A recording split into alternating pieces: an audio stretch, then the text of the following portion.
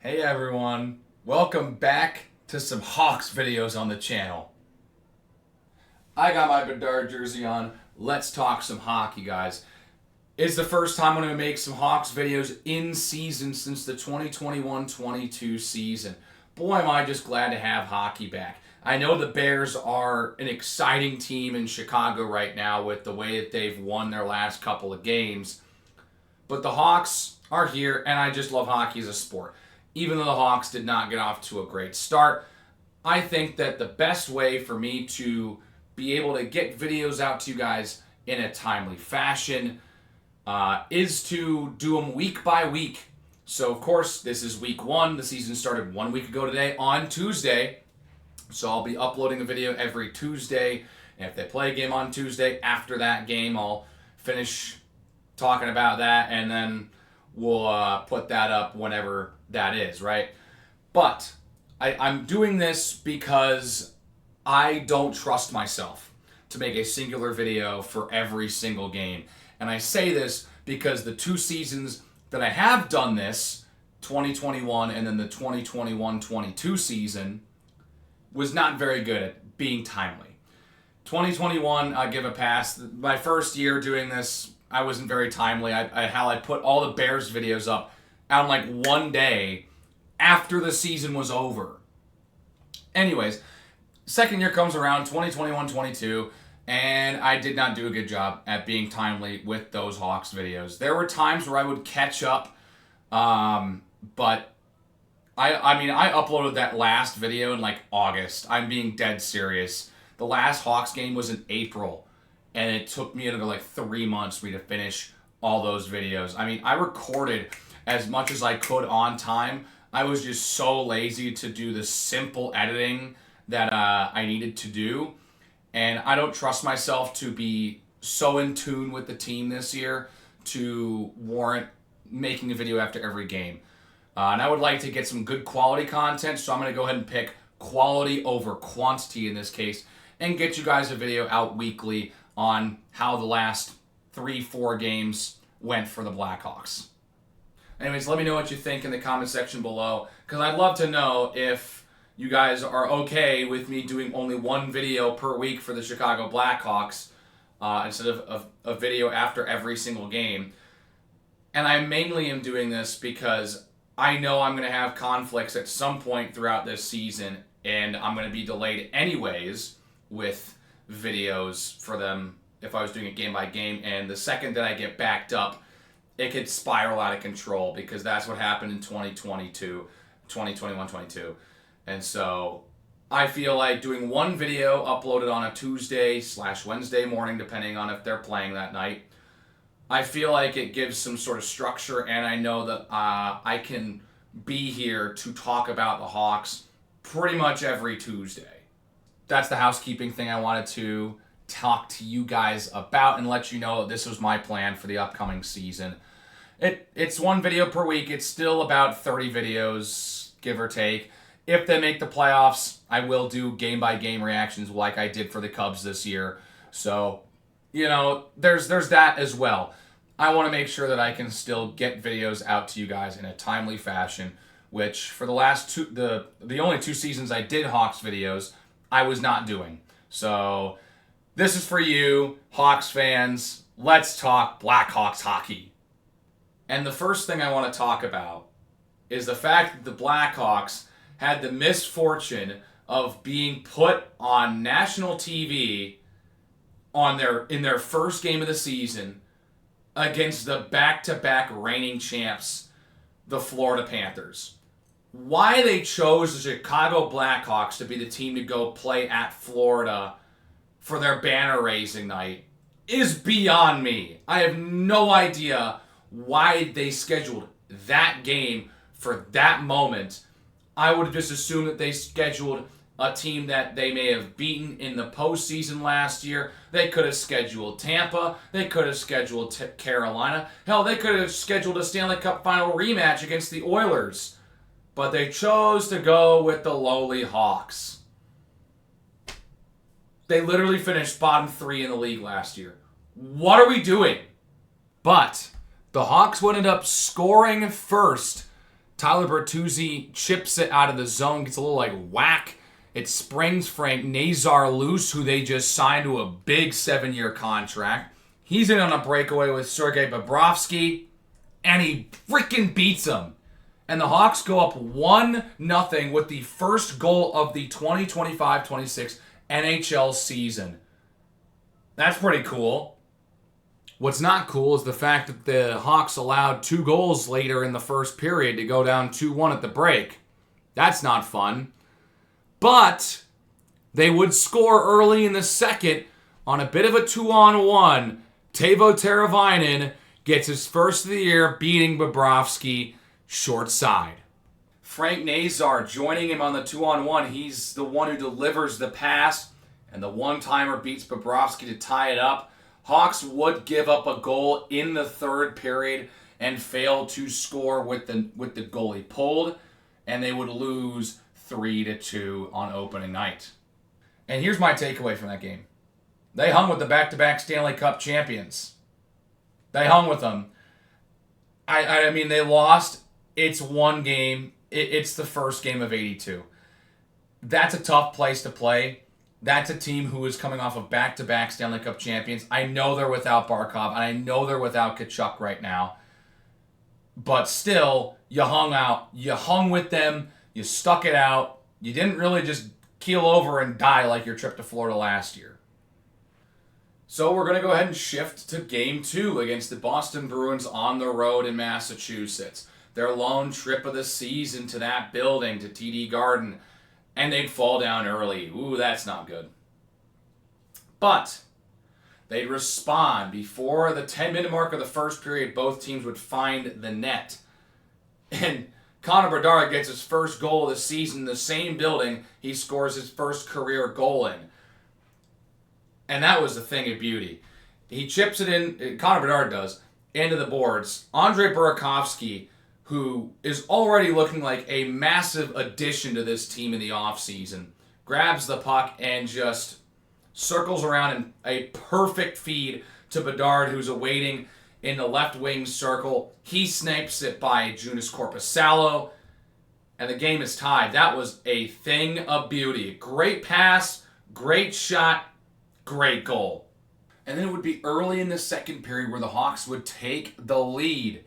Right off the face-off, they swing it to the right side for Louis Crevier, who just throws one to the net and scores.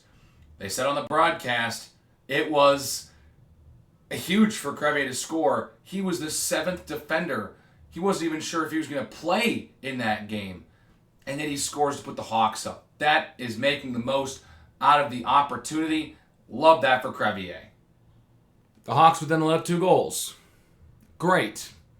This is a backup versus backup matchup with Korpisalo starting for Boston and Soderblom starting for Chicago. So goaltending isn't going to be as clean because that goal they allowed at the start of the third period was a little bit of a softie in my opinion. And then the tying goal, because the Bruins took the lead literally like 15 seconds into the third period. It was about 2 minutes later when the Hawks are able to drop a beautiful play for Andrei Burakovsky. Couple of nice passes, and it's a touch pass from Artyom Levshinov, the 2nd overall pick for the Hawks 2 seasons ago. And a beautiful touch pass to Burakovsky. And, I mean, look at where he shoots this puck. I mean, how in the world did he get into the middle of the slot like that, and he just puts it right by Korpisalo? That's a great play design, and that's a great play and a great shot from Andrei Burakovsky. His first goal in a Chicago uniform, and the Hawks tie it. In overtime, the Hawks would get a golden opportunity, a 2-on-0 for Nazar and Bedard. Nazar hands off to Bedard, who's got a step on a defender, goes in, glove save Korpisalo. And then it was shortly after where Fraser Minton, a young guy for this Boston team, breaks in on a 2-on-1. He decides not to pass and shoot. Beats Soderblom. Bruins win 4-3 in overtime. Well, that's not good. Hawks have dropped their first 2 games, but they do get a point for the overtime loss to Boston. Up next, their home opener in their centennial season against the Montreal Canadiens. It would take to the second period for there to be any goals scored in this game, and it would come off the stick, the high-flying stick of Nick Suzuki, who bats it out of midair on the power play on a fluttering shot by Spencer Knight. Montreal goes up 1-0, but shortly thereafter, we get to see the first career goal for Sam Rinzel, a young defenseman coming in for this Chicago team. Played a couple of games last year, but nothing too major. And you hope that he develops into a guy that this team can build around. And that was a nice shot. A little toe drag, top left corner. Ooh, it got me feeling nicey about that shot. And the Hawks tied up 1-1. Montreal would score with chaos in front of the net again on the power play to go up 2-1. But the Hawks would score on the power play for the first time this season. In a bit of a weird way, it goes to Connor Bedard after a beautiful saucer pass from Teuvo Teravainen right along the right wing circle into the slot for Nazar. He throws it on net, and it goes in off of Bedard and by Sam Montembeault, and the game's tied at 2. And after a tight third period, both teams fighting tooth and nail, it's Montreal who ends up capitalizing on a ridiculous scramble, panic drill type of play. Spencer Knight's taken out of his own net. And, I mean, what an effort by Spencer Knight. In about 15 seconds, the Hawks defense can't get it clear. Spencer Knight makes one or two really nice saves. He's sprawling all over the place. He's lost his stick. The Hawks are just begging to get it clear so they can recover and just take a breath. Can't. They continue to just throw it to the net with it being under 20 seconds in regulation, and it goes in the back of the net. And maybe it went off the stick because the stick was in front of Knight. I don't know what happened, but the trajectory went above Spencer Knight and into the net, and Montreal would walk away with a 3-2 regulation win on the road in Chicago. You can't ask too much more from your goaltender, who's been playing pretty well to start the season, but you got to get it clear for him. And they couldn't, and that's what happens, because if they just continue to apply pressure, eventually it's going to go in the back of your net. The good thing is that their fates would change with the most recent game that's been played, which happened last night. The newly christened Utah Mammoth come into Chicago to take on the Blackhawks. And a lot of people are saying that the Utah Mammoth could be a sneaky playoff team. They could be a bit of an underdog, dark horse type of team this year to maybe sneak into the wild card. I mean, if they're going to lose games like that, I don't think that's going to happen. But it is still early in the season, way too early to call it yet. But it's a bit of a snoozer. And I was kind of watching this on and off last night while the Bears were playing at Washington against the Commanders. I was watching a little on and off. And yeah, it wasn't necessarily an outstanding game, I will say. But it's Ilya Mikheyev who scores for the Hawks first in the second period. Hawks didn't get too much pressure on the net, and they're able to sneak one short side. With the way that they reacted after Mikheyev's goal went in, it looked like he passed it across to Ryan Donato and he was able to put it in on the back door. But Mikheyev just slid it right by the goaltender. I mean, that was crazy.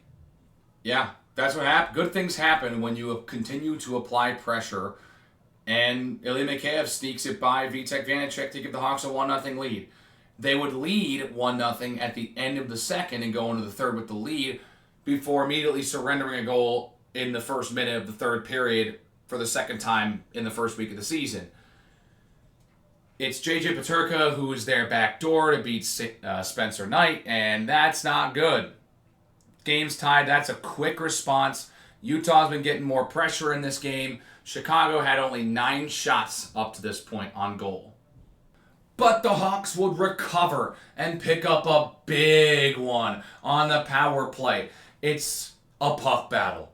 Just your standard puck battle along the far boards. It squeaks out to Nick Foligno.